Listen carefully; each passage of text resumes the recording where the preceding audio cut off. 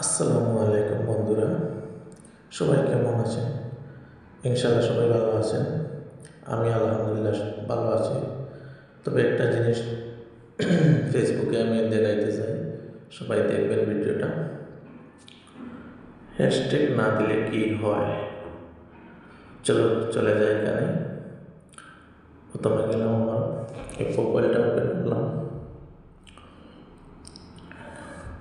প্রোফাইলটা ওপেন করে দেখো, আমি নিচের দিকে যাই। আমি এটা হ্যাশট্যাগ ব্যবহার করছি, এটাও ব্যবহার করছি, হ্যাশট্যাগ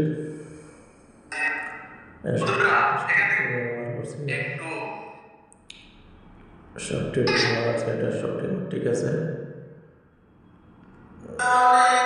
আমি একটা হ্যাশট্যাগ আমি ব্যবহার করছি না। এটা হচ্ছে কি হয়েছে, দেখো এই বাম সাইডে এখানে ক্লিক করেন।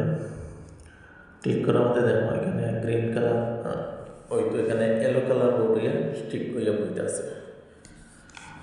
ইয়েলো কালার স্টিক হয়ে বইছে, এটা ওপেন করো। কিসের জন্য বইছে? এটা বইছে ও কারণে, মানে আমি এটা হ্যাশট্যাগ আমি দিছি না। হ্যাশট্যাগ না দেওয়ার কারণে এটা ফেসবুকে এটা গ্রান্ট করছে না। ঠিক আছে, এটা ফেসবুক থেকে বড় একটা ইস্যু। দেখো এটা লাইক কমেন্ট সব ঠিক আছে, শেয়ার আছে এটা।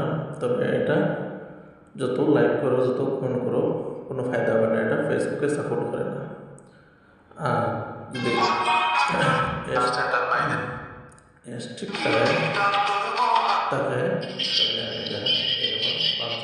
ক্লিক করলে একদম এটা গ্রিন হয়েছে, এটা গ্রিন হয়েছে। এসবটি আমার ঠিক আছে, কণ্ঠ ঠিক আছে, মিউজিক ঠিক আছে, ভিডিও ঠিক আছে, লাইটিং ঠিক আছে, সবটি ঠিক আছে। আমার ওখানে সবটি গ্রিন টিক হয়ে হয়েছে। সেই জন্য যেও ফটো ছাড়ো বা একটা পিকচার ছাড়ো, যে কোনো একটা জিনিস মানে স্টেক লাগাইতে হবে, মানে না হলে ফেসবুকে একটা গ্রান্ট করে না।